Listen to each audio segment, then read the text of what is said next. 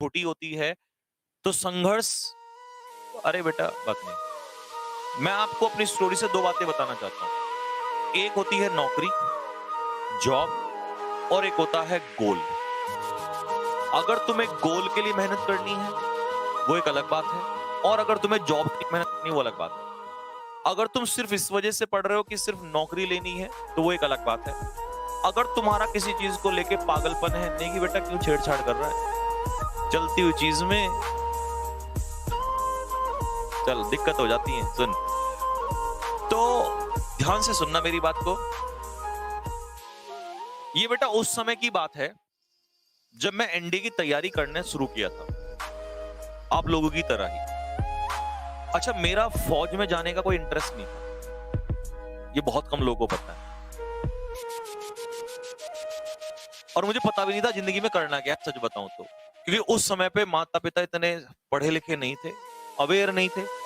और आज तो जैसे हम जानकारी देने वाले हैं आपको, अपने बड़े भाई जैसा मान लो, उस समय हमें कोई नहीं था बताने वाला। और आपको पता है दुनिया में बेवकूफ बनाने वाले ज्यादा हैं।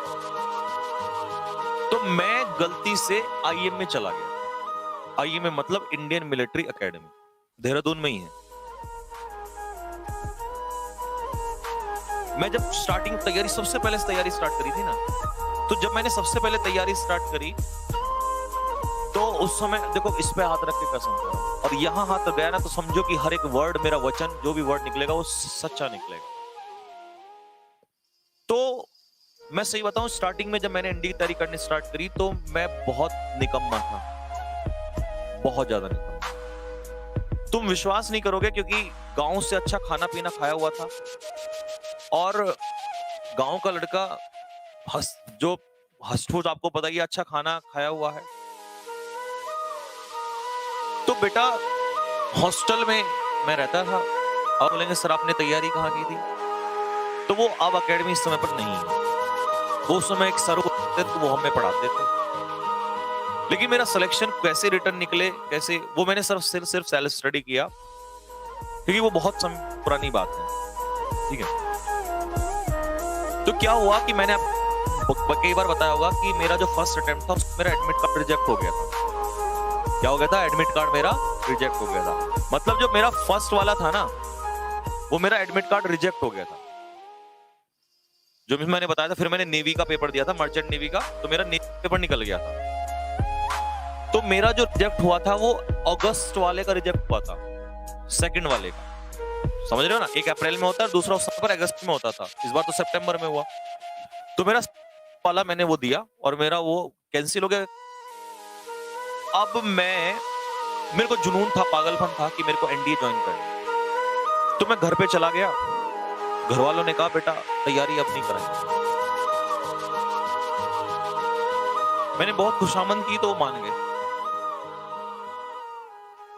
लेकिन जैसी ये मैं आपको घटना बताऊंगा, मेरी जिंदगी में ऐसी कई घटनाएं हैं।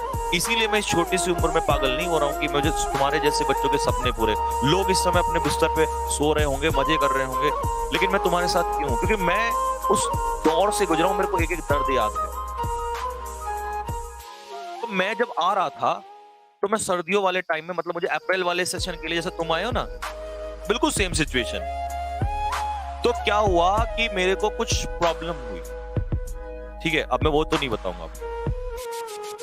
प्रॉब्लम हुई, मेरे को डॉक्टर ने बोल दिया कि इसका ऑपरेशन होगा। अगर ऑपरेशन नहीं हुआ तो समस्या ज्यादा बढ़ जाएगी। मैं समझ गया, मैं समझ चुका था कि मेरे सपने पूरे होने के बीच में कहीं ना कहीं मेरी किस्मत आड़े आ रही है, क्योंकि मैं ये चीजें बहुत रियलाइज करता हूं। अब मेरी जंग जो है भगवान से चल रही थी। मैं सोच रहा था यार तू कि मेरे पीछे पड़ा हुआ, क्योंकि उससे पहले भी मैं एक्चुअली एथलेटिक्स में भी था 11th-12th में, तो उसका भी अभी बताएंगे। तो मेरे वहां भी मेरे को ऐसा ही मेरे साथ दिक्कत हो गई थी। तो मैं जब आ रहा था तो मेरे साथ एक घटना घटी। अब डॉक्टर ने कहा कि और माता जी की बात पता चली। अब तुम्हें पता है माँ तो माँ होती है, वो तो मानेगी नहीं बिल्कुल। तो मेरा ऑपरेशन करवा दिया गया। अब मेरा ऑपरेशन हुआ और वो इतना भयानक था कि आप समझ सकते हो कि 7 दिन तक ना, 7 दिन हम ऐसे सोते हैं ना, मैं ऐसे नहीं सोया, ऐसे नहीं सो पाया। 7 दिन तक मैं ऐसे नहीं सो पाया। मुझे और सिर्फ मेरी माँ मेरे पास रहती थी 7 दिन तक। पिताजी थे, वो देख नहीं पाते थे, तो उनको होता था कि मैं होता ना कि कुछ पेरेंट्स ऐसे होते हैं, मतलब कि मैं इसका ये दर्द सहन नहीं कर पाऊंगा, ठीक है। तो पिताजी हमारे थोड़े कमजोर दिल के हैं, तो माता जी तो भाई,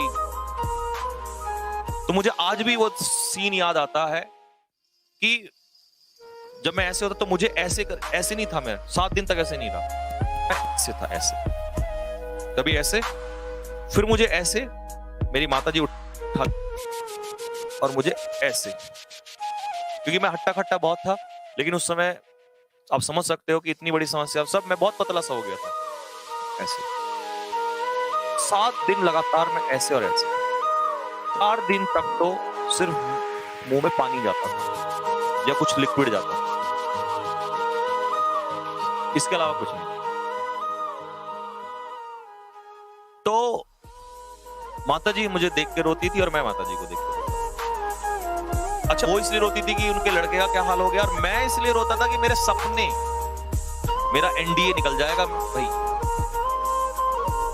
तो डॉक्टर से पूछा कि कितने दिन में ठीक हो जाएगा, मतलब क्यूरियोसिटी देख रहे हो दिमाग में, ये नहीं तेरा हाल क्या हो रखा है, बस दिमाग तो वहीं पड़ा है।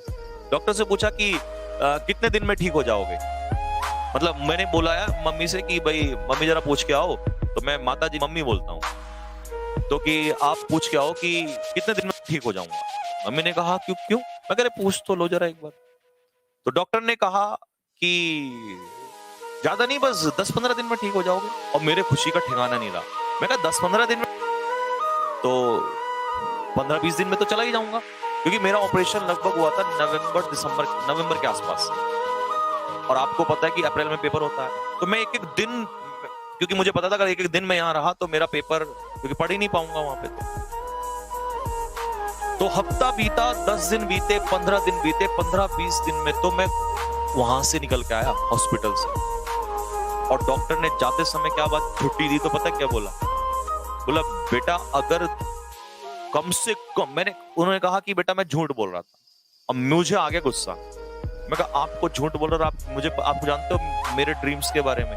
उसने बोला बेटा तुम्हारी जान से बढ़ के नहीं है। माताजी ने खूब बोला, मुझे उल्टा सीधा बोला कि तेरे सपने भाड़ में चले जाएंगे, ये हो जाएंगे, ये हो जाएंगे, लेकिन मैं कहां सुनने वाला था। मैंने कहा मुझे फाइनल बता दो कितने दिन मैक्सिमम में रुक सकता हूँ। तो डॉक्टर ने बोला कि देखो बेटा कम से कम तुम्हें 1 से 1.5 महीने का रेस्ट मिनिमम करना पड़ेगा, 1.5 महीना तो करना पड़ेगा। और अब मेरे दिमाग में आ गया था 1.5 महीने का मतलब है जनवरी, और जनवरी में मैं यहां से जाऊंगा, थोड़ा टाइम भी मुझे लगेगा, तो मतलब फेब्रुअरी, मतलब कुछ नहीं बचने वाला।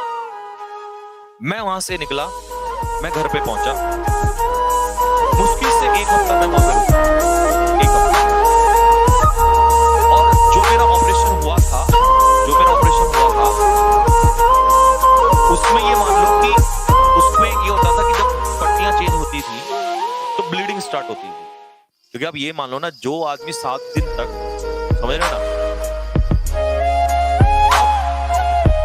घर वाले तो सब देख रहे थे, और मैं एक बात कर रहा था कि मैं जाऊंगा, तो घर वाले तो बोला तू पागल है क्या, कौन करेगा तेरा वहां देहरादून में, कौन होगा, कैसे होगा।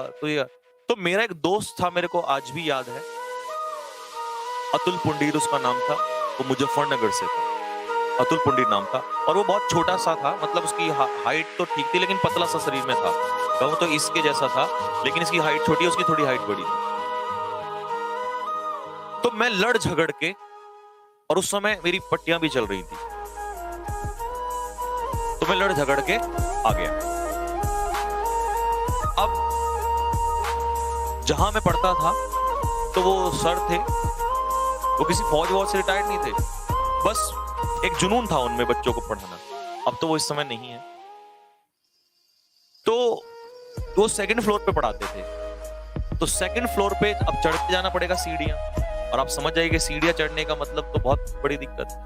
तो मुझे बोल दिया गया, सर को ये बात पता चली, क्योंकि पता चल गया था कि संजीव का ऑपरेशन हो गया, तो सर ने बोला कि तुम एकेडमी नहीं आओगे। मेरे दिल को इतनी चोट लगी ना, कर मेरे भले के रहे थे, लेकिन मैं दर दर भटक रहा। उधर माँ बाप से लड़के आया हूँ, सबने बोला जा तू उसके बाद मत जा हमारी तरफ से, देखो हमारी नहीं सुन सकता ऐसे में, तो हम क्या करेंगे इसमें। लेकिन मैं ऐसा माँ मेरे को सुनना ही नहीं था किसी का। और मेरी माँ जो है वो रोती रहती थी बस, क्योंकि माँ तो माँ होती है भाई। तो अब मैं उनसे भी खिलाफ हो गया। मैंने कहा सर आपने आज मेरा साथ छोड़ दिया। तो मैं रूम पे ही पड़ा रहता। मेरी जब पट्टियां होती थी तो मेरा दोस्त मेरी पट्टियां करता था। जो पट्टियां करता था तो ब्लीडिंग होती थी, खून आता था, तो वो भी रोता था भाई। और जब पट्टियां होती तो मैं भी खूब चिल्लाता था। लेकिन मैंने उसको कहा, मैं कहा भाई देख रोना यार मत यार, अगर आज रो गए ना तो आगे जिंदगी बहुत लंबी है यार। घायल तो आदमी फौज में भी हो जाता है ना,